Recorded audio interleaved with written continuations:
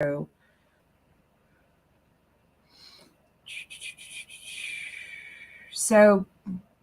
good morning, LinkedIn audience. I am Megan Vogias. I'm here with Sandra Wint. We could not be more excited to have you here to join us for your morning coffee. So whatever you're doing and wherever you're tuning in from, good morning. So I'm Megan. I'm Sandra. And this is what we're going to kind of dive in and start talking. So I'm going to give everybody a few minutes to kind of roll in. I know we're running about 5 minutes late. We were working through some of the technical stuff behind the scenes to see if we could also live stream on Sandra's page. Sandra is connected to Facebook. You can find her on Instagram and all social, which is fantastic. So if you actually look up Me, Her, Us, LLC on all social platforms, you will find her. She is dynamic and fun and great to listen to. She's got some really insightful pieces of wisdom for you. And she also has some wonderful guests as well on her streams. So go ahead and make sure you're following her on social. Again, hi, I'm Megan Vogias, and this is Sandra, and we are so grateful that you're here. You've made our morning. So, Sandra, I love this. I was in a webinar yesterday, and the gentleman who hosted it, and I'll give him a shout out in a minute, it was so much fun. He poured into everyone the first couple minutes of his conversation all about it's so his name is Rob. He does a fantastic job. But he literally just poured and poured and poured into people about how grateful he were and how happy he was they could be part of his conversation and all of that, which was fantastic. So I loved how he did that. So I would like to start ours the same. So Okay. I'm glad you're here. You fill my morning with excitement. I am so excited that our guests are here. So if you have tuned in and you're listening to us live on LinkedIn, I definitely encourage you to chime in the chat and let us know that you are live with us. So I've got our LinkedIn Live page up right now. So again, like I said, I'm Megan Vogias and this is Sandra Wint, and welcome to our live stream. So this is LinkedIn Live with Evlo Gemino. So in the beginning of every one of our LinkedIn Lives, I love to take a minute and actually talk through what my LinkedIn Lives look like, which are a little bit different than other LinkedIn Lives. So I'm going to go ahead and mute this on my end. So I'm listening. So one of the great things about being on LinkedIn Live and listening for me is one, I bring guests that it's just a conversation. So essentially, I just want you to feel like you are sitting in at our coffee table and having a conversation with Sandra and I. This is nothing that you should feel like you have to raise your hand to ask a question. Go ahead and just drop your questions in the chat and we'll be sure to try and answer all of them today. If not, we'll follow up with you. The other fun thing about this conversation is we're just going to talk about whatever strikes us. We have a rough agenda, but if we go off topic a little bit, that's because we just get excited about what we do and what we like to advocate for, which is you and women and those who feel like they don't have a voice. So we'll go through that. The next fun thing about my LinkedIn Live, and I know I'm going fast, I've only had a half a cup of coffee, but so one of the things we do is we call the rapid fire. So if you've ever listened to a James Lipton inside the Action Studio, God rest his soul, he used to do this beautiful thing at the very end where he would talk about the idea of, I'm just going to ask you some random questions. Like, if there is a God, what would he say when you get to heaven? He asked that of Robin Williams once, and Robin Williams' answer is still one that is burned in my brain, and it was great. He said, 2 Jews walk into a bar. And so there's just fun comments like that, you know. He asked Hugh Jackman questions about what his favorite sound was and his favorite noises were and colors. We have some fun questions as well, but you're going to be invited to also chime in. So if you were here, like I said, please comment in the chat, which you'll see it. Oops, on this side, since I'm on the other side. You'll see it in the chat where you're tuning in from and where you're joining us. So I'd love to know, just as a quick drop in as we're chatting. So I'm going to go ahead and put my name in the chat if we haven't connected yet. So I'm here in beautiful Northeast Ohio, and I say beautiful with sarcasm today because it's a nasty gray day here. And I'll go ahead and type in, you can follow me on LinkedIn. And I'm enjoying a basic Starbucks roast coffee. Usually I'm a Red Cedar girl on my LinkedIn Live, so I can talk all about Red Cedar coffee. So I'm going to tag that here. I'm Red Cedar Coffee. I'm going to tag her. Annie's great. Annie's the manager over there. is the owner. Yeah, so you want to go to Annie. Shout out to Annie. So we're going to do that. And she is the owner. And we'll also do a shout out to Annie. And my favorite roast. Oh, we just lost it. My favorite roast at Red Cedar for me. They have two that are so delicious. So, Campfire. Or no, let me go back. So, Jingle Bell Java is one of my favorites. That's Jingle Bell Java? It's literally what it's called. And Pirate's Brew. Pirate's Brew is a fall only that's just scrumptious. Good morning. Good morning. So, for some reason, we're having a little hiccups on my end. I'm going to refresh this. And see if it sinks in live again. Yay! There we are. Good morning, Karen and Jennifer. We love that everybody's tuning in. So I'm in Northeast Ohio enjoying a Starbucks roast. But I'm going to give a shout out. So what are you drinking this morning, Sandra? Diet Coke. The classic. We should tag Coke. So shout out to Red Cedar Coffee and the delicious Pirate's Brew. She also does a scrumptious Witch's Brew around Halloween. And the ever delicious. She has one that's just called Snickerdoodle. All right. So we're going to do yours. Okay. So I'm going to give a shout out to Coca-Cola. And I have a burning question for Coca-Cola. What happened to the bottles you're enjoying a Coke with and it had people's names? Because excellent question for the marketing team. That would be a post. I had some really great moments, like just really divinely orchestrated moments where I would pick up a bottle and it would be like, wow, I'll tell you one. A friend had passed and I stopped at a road stop and picked up a Diet Coke just randomly, just opened the thing and pulled out a Diet Coke. And I was enjoying a Coke and that my friend's name came up. Oh, I know. I texted his wife. Oh, I know. It wasn't like I even looked through. Yeah. I just kind of picked up and then I turned it around and I saw his name and I was like, whoa, this is freaky. I love that story. Those beautiful coincidences just give you goosebumps, right? So, yeah, it was shocking. And I enjoyed the names. Awesome. So they should bring that back. They should. And I think that's a post calling your name.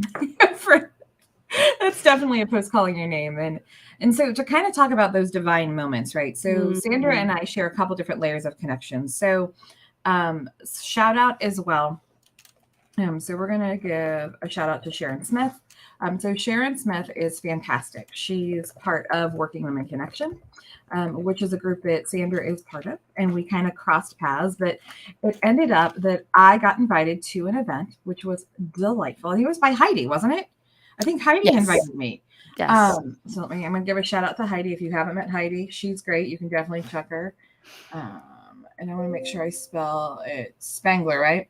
Yes. So, all right, Heidi Spangler. Make sure I spell her last name right. Shout out. So we're shouting out to Heidi in the chat, y'all. But it's this wonderful moment, right, where Working Women Connections and everything is an incredible organization that really focuses on being real and authentic and connecting with women and having conversations about business and growth and personal issues and just really elevating women at a general platform. There's no specific industry you have to be part of.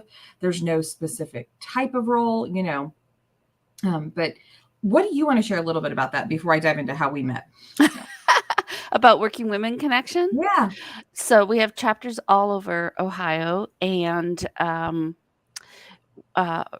my good friend Angela Moore is the president, and I'm the vice president of the Cleveland chapter. And we just have a great time supporting women entrepreneurs and women business owners, and really looking to connect, make real relationships with them. I just love this organization. I love our chapter, but there's chapters all over the city and Northeast Ohio. So find one to join, and we all have different vibes. So, I love that. I love that different vibe piece of it. So that's how Sandra and I kind of off the line connected, right? And then I was at an event at this beautiful little space that she had over, I think it was on the east side, wasn't it? It It was was on, actually just downtown in yeah, the Boxer Building down on which was great. Pershing and 77. Really, it was called the networking nook. So it was this safe space to kind of just, and cozy. So not like a boardroom or a conference room or, a hall with just tables and a small setup of refreshments, but it really had couches and beautiful artwork. And, there was a blanket if you got cold, you were there, but it genuinely was meant to feel like someone's living room, that same kind of cozy, have a glass of wine, grab a cup of coffee and sit and enjoy. So I know recently you moved. So why don't you tell us a little bit about that and what you do and what led you to moving? So our lease was up, and we were looking to see what was available, including staying. We loved the location that we were at. But I came across a space that was larger, and we were ready to do a little bit bigger expansion. So we opted for that. So we're in Brecksville now. It's still called the Networking Nook, still set up like your living room. It's set up like a few living rooms, and it's meant for community, for women to gather in a safe space so we can chat and have important conversations about what affects us, and just to do what we're doing right now, but to do it in person. So come have an espresso with us. That sounds fantastic. And if you haven't been to our website, I'll drop that in the chat for you, Sandra. Yes. It's a beautiful space because those are actual photos of your new space, right? Yes. Yeah, which I love. So if you're looking for great spaces to do events, be sure. And Karen's asking, where's the Cleveland chapter? I think you have a couple, don't you? You have one that meets in like Avon West Side. So where's your chapter? Yes, our chapter, the Cleveland chapter, is downtown, or is at the Boxer Building at 3100 East 45th Street, which is right off of 77. So if you're heading north on 77, you can get off at Pershing, and you'll see the building right across the highway. It's a quick in and out. And it's lovely. It's beautiful marble entrance. We are usually meeting up on the 5th floor conference room, and it's just a great vibe. When you join, we give you a crown, a tiara, actually. It's a tiara. It's a tiara. I love yeah. that from Big Bang Theory. Well, and shout out, Jennifer Bistricki actually just gave a shout out. She knows Christina Eaton, which is tons of fun, which is wonderful. So small world, right? So the small world is, Sandra and I share a lot in common about really elevating each other. And so let's get to the guts of it, right? So we're 10 minutes into this conversation and we need to talk about the guts. So I'm going to let you have for lack of a better term, the stage or your soapbox. Sandra, tell me a little bit about what you do and why it's so important for you to advocate for what you do and kind of what your current mission is. We all have multiple missions, but what's your current? Well, I think that a lot of people, a lot of women will get to a point in their career where they've done everything that they were told to do, and there's something missing. And I think as women, we feel really guilty about that, right? We're told, go get an education, go climb the corporate ladder, and you'll be happy. And what happens if you get there and you're not? And that's kind of where I found myself a number of years ago. And I think that in this post-COVID point, a lot of people are finding themselves in the same place. They're being asked to go back into the office, and they don't want to do that. Or they're finding that their interest or their desire for work or the types of work that they're doing, they want more. They want to be fulfilled. They want to know that their work has meaning. And what happens when you have a really good job and you're doing well, but you decide that I want more? So I help women who find themselves in that situation, specifically through a coaching program, either in groups or as one-on-one. The other thing that I talk about in terms of my stage is that all women lead. And the challenge with leadership is that we tend to think of it as primarily a title. So when I'm approaching people, they'll say, well, I'm not a leader because I don't have a title that says leader, or I don't have people that report to me. And the challenge is that that's not what a leader is. A leader is any time that you stand up and you advocate for yourself, every time that you have a thought process or a thought idea and you're presenting that or you're pushing for it, you're leading. Anytime that you're trying to influence, you're leading. And the reality is that we expect different from women than we do from men. And women leaders struggle. All leaders need to be supported and assisted, but women leaders in particular, I feel, have a special place in terms of needing additional support. So that's what I do. I offer conversations and opportunities to explore what it means to be a woman in leadership, what it means to advocate for yourself, what it means when people are holding you to a different standard than men, what it means when you experience pushback or judgment about female leaders. And it's not just what I think, but it's also what is shown in the literature, in the publications, in the surveys. Pew Research did a survey recently where they showed that, that the majority of people see no difference between how a woman leads and how a man leads. And yet we don't see that reflected in the numbers. And so when they asked why, the number one reason that both men and women gave was women are held to a different standard, to the tune of like 44% were responding in that way. I know. So there That's a are big difference. Yeah. So when I talk about my experience, it may be what I experienced, but it is shared with the research. And there's so much really good writing out there about the kinds of things that women face. So one of the better books that I read, or one of the really excellent books that I read last summer, was called Say No, The No Club by Linda Babbitt and Babcock. And what she talks about is expectations that we have of women and how those are reflected in the workforce. So uneven distribution of work because women are asked to step up and do what we call that administrative housework.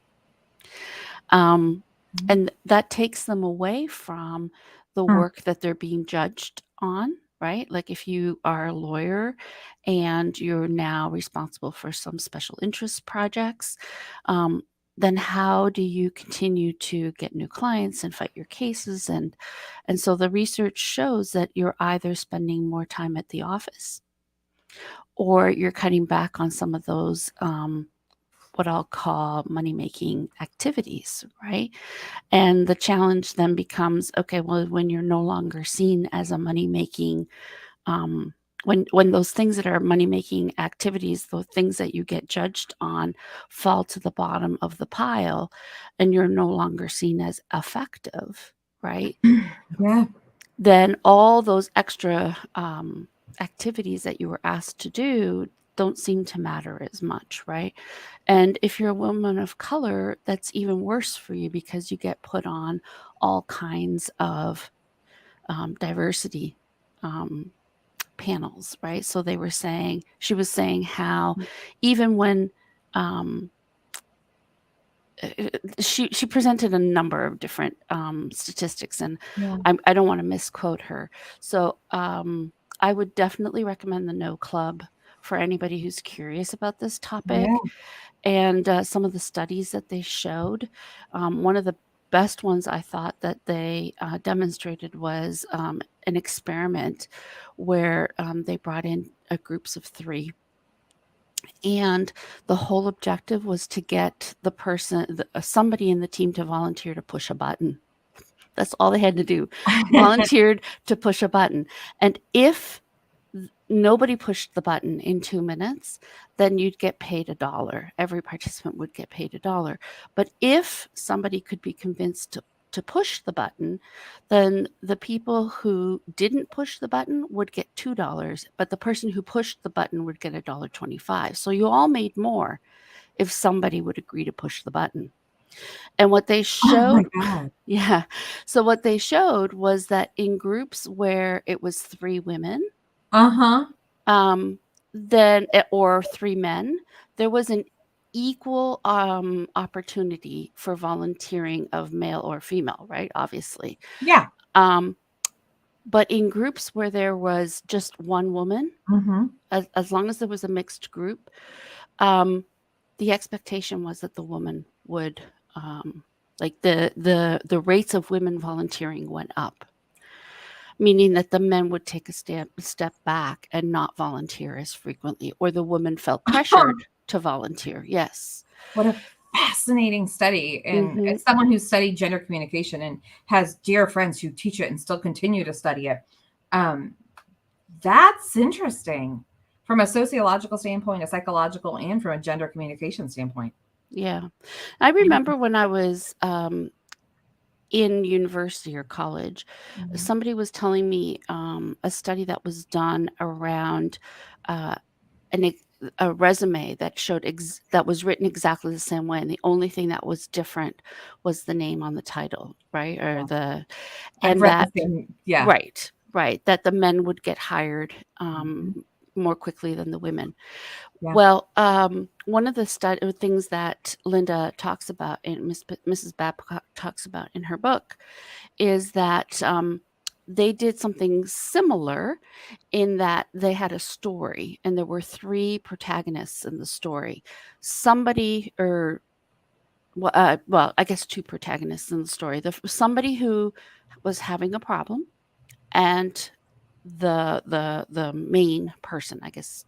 I'm getting my terminology mixed up. So the protagonist is either a male or a female, Okay. and then the colleague who's struggling is either male or female. It doesn't matter. We never know about their gender. And the story can have 3 endings. So Okay. there's 6 variations of this story, Mhm. right? Where the protagonist is male, the colleague is the man either chooses to help the person, Yeah. chooses not to help the person, or we are left at the end of the story not knowing whether he assisted Sure. and then they do the same 3 scenarios with a woman in the position. And what they found was that when the man refused to help, or we don't know what the ending was, the man did not suffer any consequences, meaning when people were interviewed, they didn't think anything more or less of him. When the man chose to help his colleague, Yeah. he got a big uptick, like, oh, that was awesome. Huh. When the protagonist was a woman and we don't know what she does, Yeah. or that kind of was like neutral. But when she refuses to help her colleague, Yeah. she was viewed negatively. Huh. But when she when she chooses to help her colleague, she doesn't get the same uptick as a man. In fact, it was kind of like, well, yeah, we expect You're that from expected to. right. So on not only is there an expectation that we're going to volunteer or get these things, or are we pressured to do that? On top of that, when we refuse to help someone, right? When we do the exact same thing a man might do, we are actually penalized for that, where the men actually get an uptick for helping and we don't receive that same uptick. Yeah, perceptions matter. I think that's the simple thing about it, right? Perceptions matter. That our gender and our gender roles, right? So let's talk about this universally, like our roles that we assume at work or in an organizational environment or a business environment are impacted. Then it's interesting you say that there's there's other studies that continue along those same paths about how we're perceiving things and going on and on. And there's a great, I'm going to drop it in the comments. There's a wonderful website, and I love this. I stumbled on this years ago, called Ban Bossy. And it's even about the characteristics we use to describe young women as they're coming up, or young female leaders, or leaders who identify with it. The words we use to describe their behavior, which are those that we male behavior. And so as we talk through that, I'm so over the moon about the Barbie movie this summer. And it's not because Margot Robbie and Ryan Gosling are just hysterical to watch on screen, and I like pink, but it's genuinely because the pivot that Mattel has taken in marketing through some of their commercials and the leadership impressions and Girls Can Do Anything is exceptional, right? Barbie taught you could do anything. You know, there were options. They inspired make-believe and all that. And so let's pivot a little bit and talk about, you and I share a passion that there are cultures at work that we as women sometimes are fighting an uphill battle against other women. Big time. So I am so fortunate to have Brenda Miller in my corner. So I'm going to give a thank you to Brenda Miller for introducing me to the Together in Digital Network. In Amy Vaughn and all of the women, and Danielle and Kathy and Deb and Tony and Tanya. I mean, just the list goes on and on and on and on and on and on of all the wonderful women I've met. And I mean, Biljana, I think, is tuning in now, and we just have this really powerful network, right? And the goal of Together in Digital for me is that really resonated is we have power and we will share. My goal is, my impression to some people is, oh my gosh, she's going to railroad you. She's going to be a freight train. And yet, well, there are moments, I'll be very honest with you. I'm working on that, right? We all have those moments where, as a Pisces, who's a type AA personality and is raised by a very strong line of independent women. And I'll be honest, it's a family tradition. We literally have shirts that say, I'm a strong independent woman. Yes, it's a family tradition. But the point being that it's that impression, right? And Together Digital, I have never felt more welcomed in an organization than I have here. Because Together Digital talks about we have power. Let's share it with each other. Let's ignite ideas in each other. Let's collaborate, right? So, and to circle back to my point of, how do you recommend we kind of, if you're advocating, how should we as women who want to elevate others and break down these bossy terms and really help other women excel, whether we're BFFs with them or not? How should we do that? What are some recommendations to do that? Because I know, support groups matter. I am a strong believer in community. I think that finding your community and a place that can support and affirm you is very important. So couple of terms that I want to distinguish between. So as women, one of the things that I find that we do often is that when a friend is sharing a situation, right? What do we want to do? We want to rush in and help, right? Well, and oftentimes the person that is having the problem or having the situation, they don't need a solution. They need an ear. So when I host women's circles, we're not allowed to provide feedback or to give one another any suggestions on how to solve a problem unless the person specifically says after the session, please, let's get together if you have any ideas or suggestions or recommendations for me. In circle, what we do is we beam, which is just an acknowledgement. I see you, I hear you, and you're okay. Which is affirming, not validating, right? And oftentimes we struggle. I'm speaking for myself personally. One of the things that I really struggled with is, what if somebody says something and I really don't agree with what they're saying, right? And our role is not to validate them. It's simply to see and hear their experience and to hold space with them and to be in community together, right? And to let them know they're not alone. So oftentimes, what I find is I like to distinguish between the word judgment and discernment. Judgment is what I term that toxic quality of saying, you're doing something and that's bad, right? You're doing something and I don't agree with that. And you shouldn't do that anymore because I don't think you should do that anymore. And who am I to say, who are you to say that what I do is good or bad? And of course, I'm not talking about the extremes where, we're talking about a moral situation or a legal situation where somebody is doing something that our society has deemed is incorrect. I'm talking about just, you and I having a conversation and I'm telling you that, you shouldn't do something. Mm-hmm. So, discernment is making a judgment in the sense of like I'm evaluating, but I'm also not going a step further, an extra step, and saying that's right or wrong. I may be saying that's right or wrong, but only in context towards myself. Because sometimes when I talk about judgment, people, and I say to people, judgment can be toxic. What they'll say to me is, well, what if I am standing in a location and I'm making a judgment not to do something because it doesn't feel safe for me? And so that's what I say. That's discernment. That's not judgment, right? And the reason that I say that is because we all have judgments. It's not something we're going to wake up one day and suddenly say, oh, I'm not judgy. No, we all judge. We're human. We're human. Humans judge, right? It's part of what got us to where we are.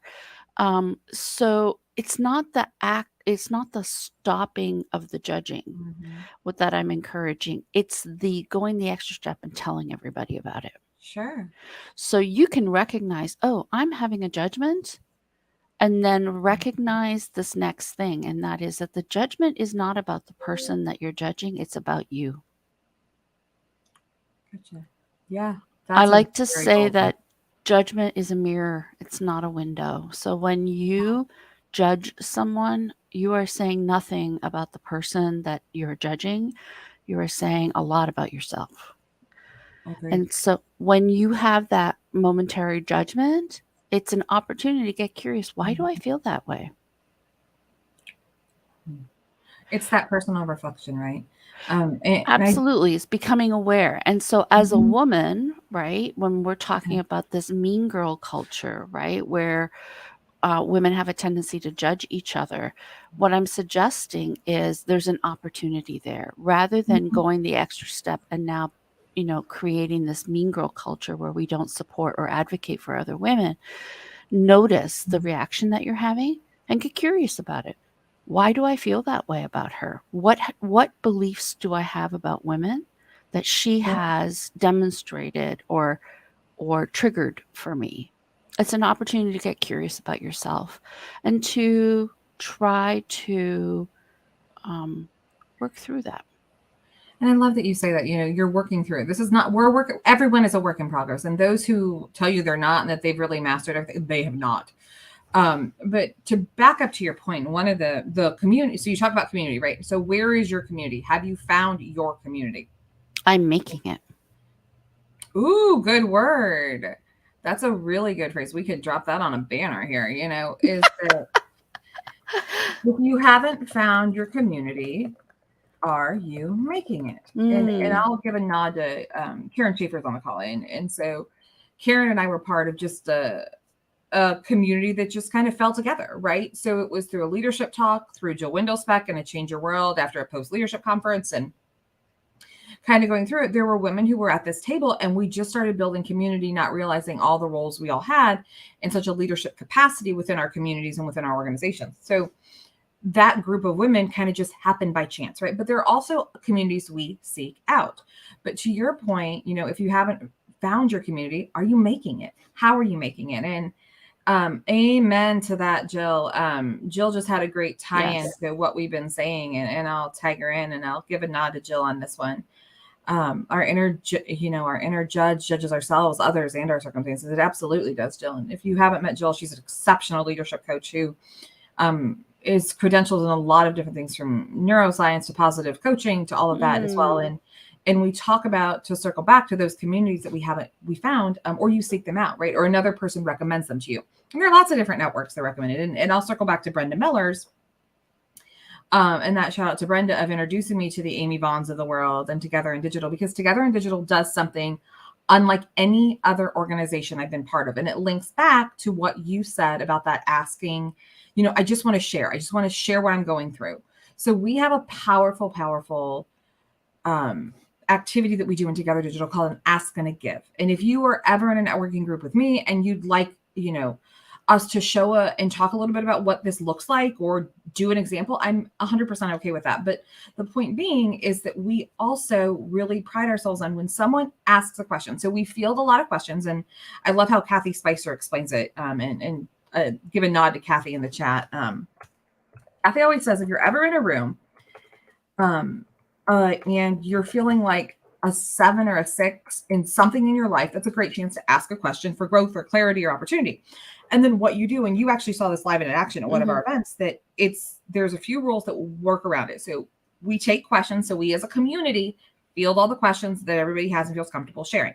Then we kind of evaluate which question we want to address as a team.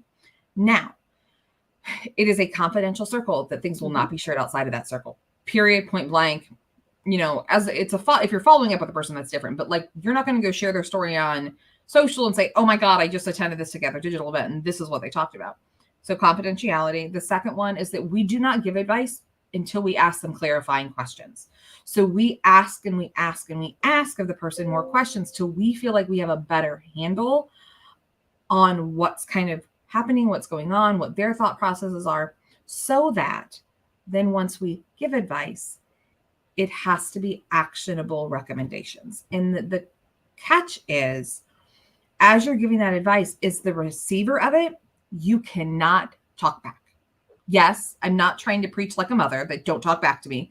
I'm trying to tell you that it's you literally just say thank you and you take it in.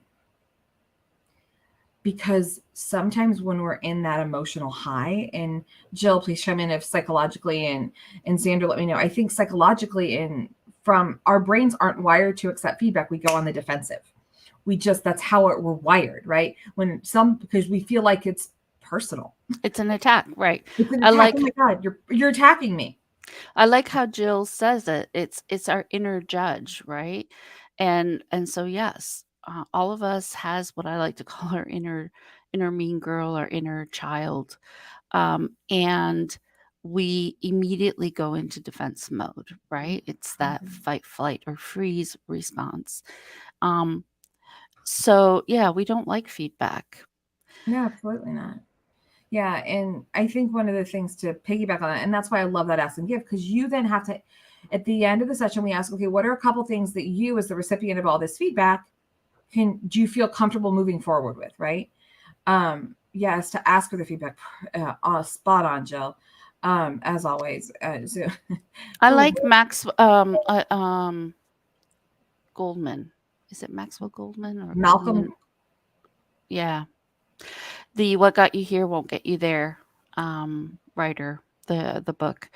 Anyway, Malcolm yeah, what I really like about what he said is I can't do anything about something that's already happened. So giving me feedback doesn't really help.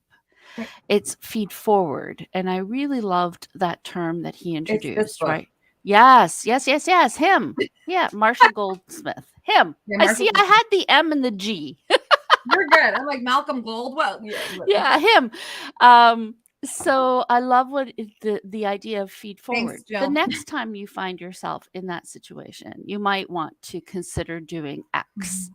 Yes, exactly. So feed forward, not feedback. Mm-hmm.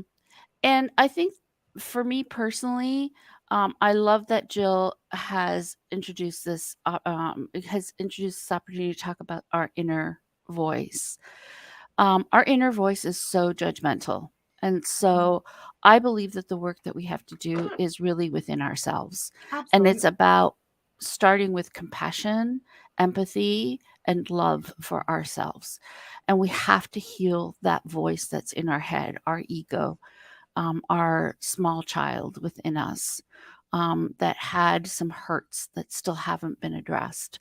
Because once we begin to extend that compassion and love internally, it's easier to extend it to others. We, it's harder to give what we don't have. And I think I am so measure, and I know you've heard me say this a dozen or more times. I am so fortunate to be surrounded by a community of not just women, but of men who lift me up when I'm Yes. feeling doubt, and I have always felt unconditionally loved, within my inner circle, not necessarily within the public circle. However, you have that safety net to fall back into, right? And we talk about, and this to me is kind of the basis for that imposter syndrome that we start to develop. And it's often seen more often in women, especially those who've been in a toxic culture. That that's that imposter syndrome. If you don't know what it is, it's that persistent inability to, and in the definition, it's really where we just don't think we deserve it yet. Oh my God, we haven't gotten here, honestly. Oh my God, I'm not I'm not great enough. I'm not good enough. It's not really me they're interviewing. Heck yes, it is. Pardon my French. Hell yes, it is. You did get here. You are amazing. You are insightful. And if you need to hear this today, legit look me in the eye and listen. You are worthy and you earned the right to be here. You worked hard and you've done it. And when we talk about this, and if you don't see me making as much eye contact, I have a new camera, sidebar. So we're trying to work through this, but it's that idea, right? That it's really being confident, that you can and do have the right to have these feelings. And I've been caught in situations, and I applaud, growth and maturity and leadership for teaching and wonderful women in my community, including yourself, Sandra, for reminding me that, like, during those moments where you are exposed to something that someone else said about you, or you're exposed to that situation where you're like, I know that's not true. That can't be true. I don't mean to have that impression, that I have enough self-awareness and confidence to say, I can't control how they feel, but I can control how I feel and I respond. It's what we teach middle schoolers. And this is coming from my education background, right? We talk to middle schoolers and, okay, so here's the thing. You cannot control how they feel. You can control how you react. Your reaction matters. I Absolutely. love Yeah. Karen's question. Yeah. Yeah. I think they can. Power question. Yeah. So I had an interesting conversation with a woman yesterday, Yeah. and she said, my child came and said something about a colleague. I'm just going to change it like that. I said something about a colleague, and my question was to my child. This is the woman speaking. What do you know about that person? Right? Mhm. And so the child took it on themselves to go and have. Now this child was a young teen, right? So not 5 or 6, but took it upon himself to go and have a conversation with that individual that they said, "Oh, I don't like." Right. And in the process, learned a lot about that person. And in learning about that person, changed their opinion about, their behavior, what they were doing. I myself, when my children come home and make a statement about something that happened at school and how outrageous it was, my first question to them is usually, what do you think is going on after, we have the processing and how are they feeling and whatever. But I'm like, what do you think is going on in their house that they feel that that's appropriate behavior? What do you think they're experiencing that for them makes it okay to come and do those things, right? What do you think they're learning? And I think when we stop and look at things from somebody else's perspective and get curious about what's going on for them, we can develop empathy. And there's two quotes that I really try to live by. The one is that idea: be kinder than necessary. Everyone you meet is fighting some kind of battle. Hmm. Everyone. and you know nothing about it. You know nothing about what their layers, it's that iceberg analogy of this is what they look like. I loathed high school, hated it, couldn't stand it. Thought it was the most ridiculous 4 years. Don't get me wrong. I learned a lot. I had some incredible teachers. I met some lovely people, but I really didn't like it. But you didn't know that. You didn't know that I had a meltdown in junior year and was like, I can't handle these enrichment. I can't handle everything that was being thrown at me. And because I put on a show, right? So every day, good morning, it's so great to see you. I didn't care if it was 7:15 in the morning or not. I did irritate one of my English teachers, God rest his soul, Mr. Snook. And because he passed last year, but I still vividly remember him being like, no one should be this bright and chipper in the morning. No one. And he was my speech and debate coach. And also, so and I had his wife for French and anyway. So long and the short of it, one, we need to be kinder. The other one is the true, and I'm going to try not to get choked up on this, but I talk a lot about a quote that my mentor and I used to discuss a lot at Kent State. And her quote was, we talked about this idea that the true art of human communication is the ability to be both completely honest and kind at the same time. Now, this didn't stop her from having her come to Jesus moments. For those of you who remember Dr. Roselle Duncan or Dr. Zell, but it's that balance, right? And so to Karen's question, yeah, I think I agree with Jill and I agree with Sandra and Sandra, your words about, can we teach them what's going on with what's happening first? Let's pause and ask ourselves before we react, again, react versus respond. And as women, especially, we are so emotionally triggered. And I love, Jill Windelsbeck has been a pivotal coach because we talk a lot about, I can get hot under the collar. I'm Greek, y'all. So, and I am engaged to him in our house. But do you want to be, so you have to ask yourself, do you want to be right? Do you want to be coachable? Or do you want to be kind of together? Do you want to work through the, finding peace? And I think that's something we need to ask ourselves. And Jill's line is always, do you want to be right? Do you want to be coachable? Because there are some moments where sure as shit, pardon my French, y'all, you're right. And they are absolutely in the wrong. But right then and there is not the time to fight that, right? And so I'm pretty sure Jill has echoed that to others at times as well. And it's what you ask your kids. What do you think? Why do you think they think that's okay? And it's getting to the root of it, right? And you and I are both big proponents of mental health therapy and stuff, and seeking out different resources to find your inner peace and to harness that empathy in that regard. So, good. Yeah, good pivot on that one too. Karen's like, you want to be right or you want to be happy?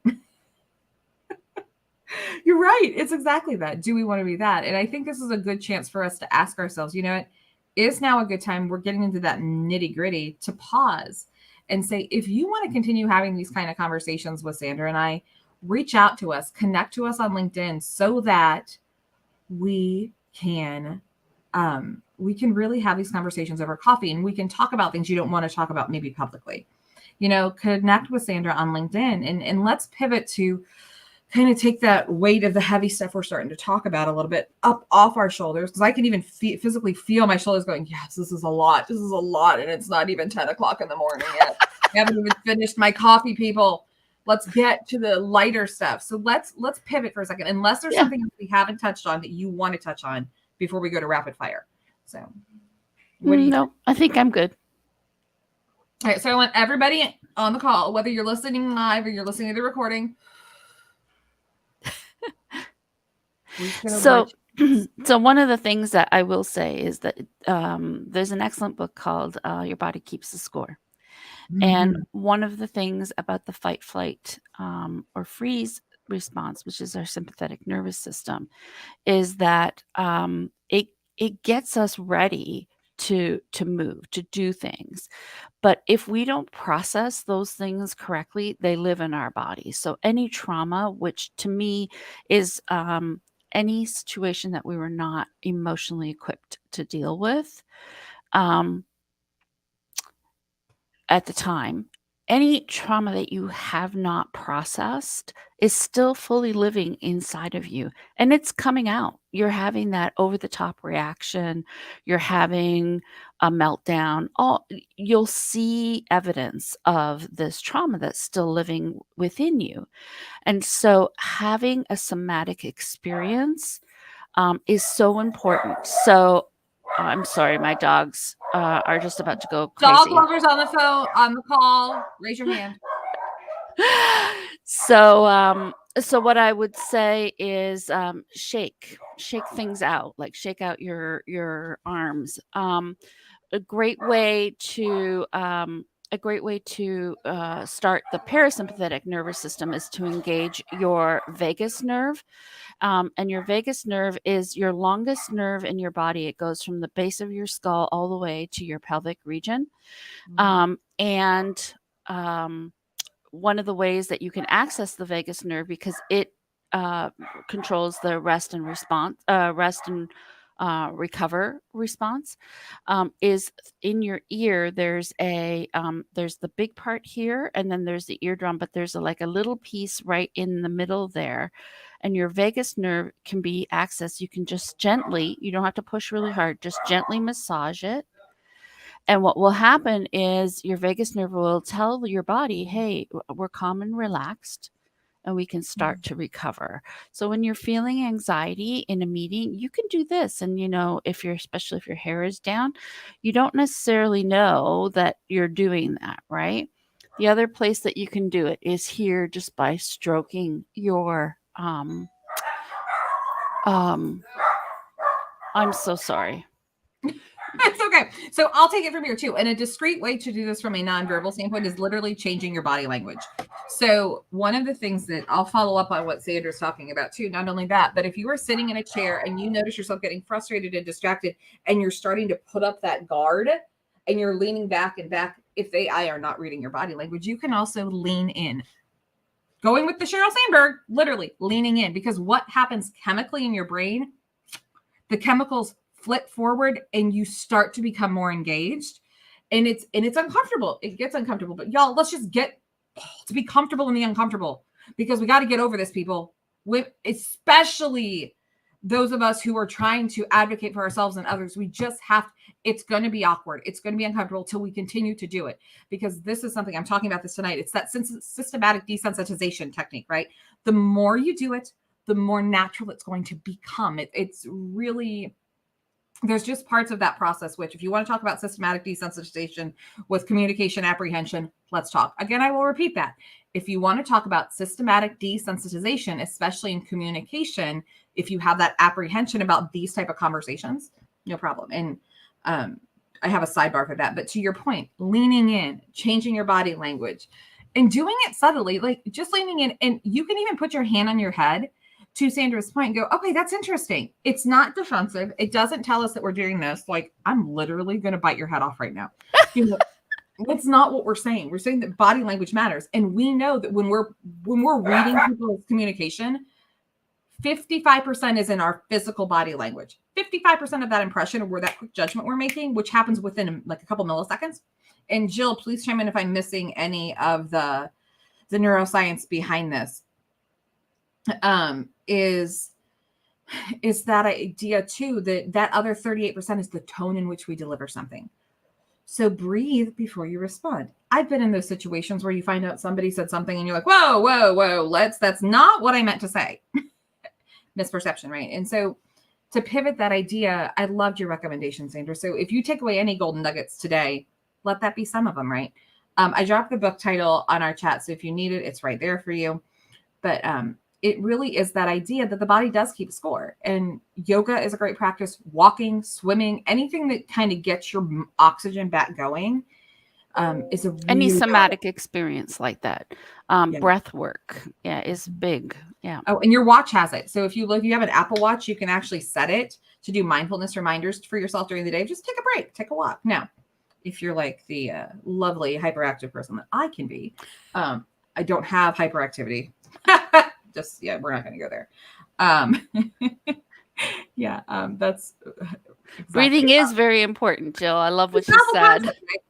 And you can also tell but you can set that to remind you to buzz and remind you. Now, I will give a nod. I have a dear friend and we laugh because sometimes we get so focused on a project and we're like, stop buzzing me. I don't have time to stop and breathe right now. Like, I need to get this done.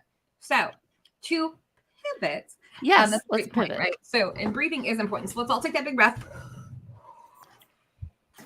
And if it helps, I actually have a fan behind one of my computer screens that blows that air on me just to kind of keep it flowing. So let's dive into rapid fire questions. Now, one of the fun parts in this of rapid fire questions is it's lighthearted, y'all.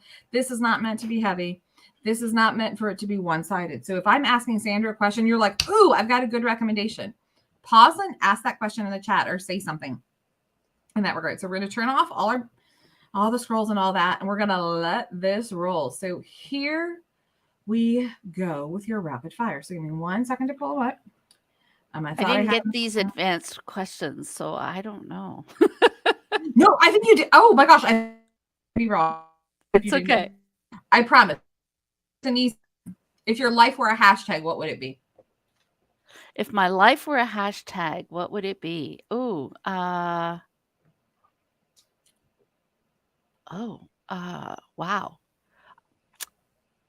Hot mess mom. I love it. All right, y'all. If you didn't catch that, so if you ever see her doing or having a hashtag that literally says hashtag hot mess mom, that would be her. So we'll go ahead and give her that one, hot mess mom. I asked this question of a dear friend of over 20 years once, and he said, well, that didn't go as planned. I'm like, that's a hashtag, right? Which is all kinds of fun. Another one. What is if you were to give a TED Talk, pipe dream, if you were to give a TED Talk, what would it be? And you can always plead the fifth and say it's a goal in progress if you need to plead the fifth. It is a goal in progress. I would say that it would be about our inner child work. Healing inner child work is the most important thing we do. Awesome. All right. What fills your bucket? What fills my bucket? Yeah. And if you don't know the analogy, what fills your bucket, it's this beautiful concept in education where we talk a lot about putting good things in us so better things come out, right? It's this idea of really, because every time someone does something negative, it just pulls from your kind of that symbolic bucket that you feel good about yourself. And they just, it's like a little bit more spills out. So what fills your bucket? Seeing women succeed, seeing women conquer something that was a challenge for them, and seeing women recognize that they're not broken, and that they have choices. All of those things really fill my bucket. That's awesome. All right. We've talked a lot about some incredible books you've mentioned throughout the conversation. I'm going to drop them here in that regard of what you've mentioned, but I would love for you to share. Are there any other must-read books? Yes, definitely. Okay. Judgment Detox by Gabby Bernstein is one that I have on constant replay, and it really talks to this issue we've been talking about around toxic judgment. Our Separate Ways. Let me make sure I know this again. Say it one more time so I can type it. The Judgment Detox by Gabby Bernstein. Okay. The other one that I am working my way through is Our Separate Ways, and it's looks at how women leaders, female leaders, have different experiences when they are white versus Black. Ooh. And talks about some of the ways in which we get support, not get support, what sustains us, how we hurt each other. Yes, Our Separate Ways. Ella Edmondson Bell. Mm-hmm. Yes. The last book that I really enjoy, well, apart from the Say No Club, I guess there's two more that are on my must-read list. The first one is Burnout, and it's written. Do you know the one I'm talking about? It's the Amelia Nagasaki. Yes. Yeah. Mm-hmm. Yes. And I found that really explains this whole issue that as women we're working through, and some of the challenges that we have as women as we work through burnout. And then the last one is The Way of Integrity by Martha Beck. Hold on one second. I'm dropping Amelia's in there. I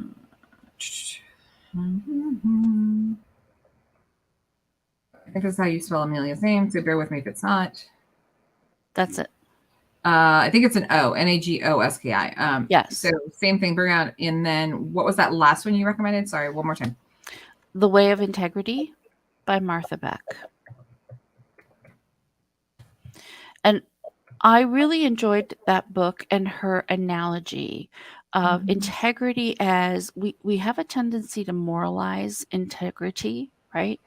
But what she's talking about is really that everything is working in cohesion. So she uses the analogy of an airplane, right? All the systems need to be working with a single intent to keep the airplane in the air and to allow it to land. And if any system is not working with integrity, then something's going to happen on that airplane, right?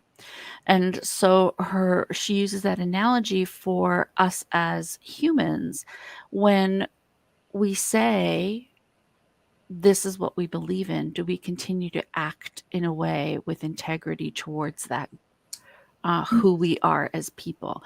And the reality is, no, oftentimes we're like wavering in different ways because we don't want to have those uncomfortable confrontations, or we don't want to make some of the decisions we might have to make when we realize we're not in integrity. It's a powerful statement. So last question of the day, what is the best kept secret in your community? So in Northeast Ohio, what's the best kept secret up here? Oh my gosh. So I'm not an original Cleveland. I was born in South America, in Uruguay, raised in Canada, and moved to the US. So by the way, that totally answered my other question for those of you listening. And because I was going to ask, what would someone be surprised to find out about you? Guess what? She's not born and bred in the Great Plains. Go ahead. So. Oh, you can still ask me that question though, because I do have something else. Okay. So anyway, as a transplant, or as a newbie I've lived here now for 23 years. One of the things that I think is the greatest secret about Northeast Ohio is our library system, which I know we've talked about a lot. We have a phenomenal library system, phenomenal. And our parks. So many people don't know anything about our park system and how beautiful it is and how accessible it is. It's gorgeous. So get out there and enjoy our parks, especially at this time of year. Oh my gosh. I love that you share that, because one of the things is that yesterday I was doing one of my other LinkedIn lives. We were just talking about it, and Christopher Johnson is from Detroit. And one of the things that Chris mentioned was, oh my gosh, he goes, I love the Detroit Metro, the parks, and people don't realize how great some of the scenery is, and the biking and the hiking and the swimming and this, and I'm like, that's incredible. Same here, right? We are not going to have these forever. And I think that's one of the things that people forget, that we have a couple different agencies that have done a really good job preserving our great nation's parks and all that. But bar none, our libraries here in the state of Ohio are one of our best. Phenomenal. They are top tier, top notch. I actually have an appointment at one tomorrow for small businesses, for entrepreneurs. If you're not accessing Libby or whatever the case is, Libby is an online reading tool from Overdrive. You can voraciously read. Kinds of stuff. It's amazing. Video streaming, live streaming. I mean, there is no reason why you should be paying for half the things you are. Someone this week was asking a question about, where should I go for data and statistics? I'm like, a research librarian at your library. So yes. Librarians are trained in ethics and research and copywriting. And it's so amazing to me still. And I was laughing that you can literally go to a library and go, this is the type of data I'm looking, what kind of database should I use? And they may have that database accessible. If you're an alumni to a university, you may still have access to leverage your library card at that library. some cases, talk through your alumni association. But same idea, right? Is that there's so many resources that we just forget about. Sorry, I'll get very, very excited about libraries, as you all know. So I'm going to back off on that conversation for a second. All right, the last one. So we know now you were born in South America. You lived in Canada. We both have a passion for really good tea. And I have to laugh. A friend of mine just went to London, and I was absolutely surprised and tickled pink because I didn't even know she was going. Yes. Actual London tea. Yes. So we talk about the quality of tea here versus the quality of tea that's made in other countries. And you'll laugh as a sweet tea drinker and with family in the South. Sorry, Lipton. I don't drink your tea when I'm making sweet tea. I have a different brand I use. But in any regard, so what would be, we'll end on this note before we go to Q&A. What would someone be surprised to know about you? I was working towards my private pilot's license before I had my kids. And one of my greatest opportunities was to be in the cockpit of a 747 as it was coming into land in Sydney, Australia. Oh, that's incredible. It was an incredible experience. How would you describe it in like a few words? It took about 8 hours for my feet to come back onto the ground. Wow. Yeah. So I was invited into the cockpit. It's a much longer story about how I ended up in the cockpit to begin with. I spent most of that flight in the cockpit, but this is all, of course, pre 9/11. But at the very tail end of the flight, as we were coming in, I was invited up, and I was there from the moment that we went off autopilot at 27,000 feet to the time that we pulled up in front of the gate. I got a headset, the whole shebang. Oh, it was the experience of a lifetime. And my husband knew nothing about it because he was not sitting next to me. He was actually in first class, which is part of the story. And he knew nothing about it until they gave him my computer and my carry-on and asked him to take it off the plane. And he's like, well, what's wrong with her? And they're like, she's with the captain for landing. He's like, oh, wait a minute. I'm the one sitting in first class. How did that happen? I love that. Oh, what a fun story. What a fun story. So she can tell you more about that story when you grab a virtual coffee. So, Megan, thank you so much. This is so much fun. I am so glad you had fun. This is what it's about. And I know we went way over time, y'all. So Yes. I appreciate every one of you who stayed on to listen. If you're listening after the fact, thank you for listening. Thank you for staying with us. Thank you for for replaying this. If you needed to pick up some of those golden nuggets of wisdom, make sure you're following me, her, and us on all social platforms. Be sure to connect with Sandra if you're not connected to me. I think most of you are, which I feel fortunate for. And thank you for tuning in. So if you have, we're going to kind of give it another 2 minutes. If you have any questions, comments, recommendations to drop for Sandra in the chat, please do so. If you're like, oh, here's a great book. If you haven't read it, definitely read it. Here's a great person to follow on social. Definitely check them out. Or here's a wonderful podcast. Anything you think of, drop it in the chat. And thank you for all of you for attending, because you filled my bucket and Sandra's bucket hopefully today, just by being part of this interactive dialogue, because it's about you too. So I hope today you get to elevate someone in your life. So we're going to pause for a second. Oh, thank you, Karen, for the kind words. I always appreciate it. So Karen's giving us a thank you. Thank you, Miss Karen.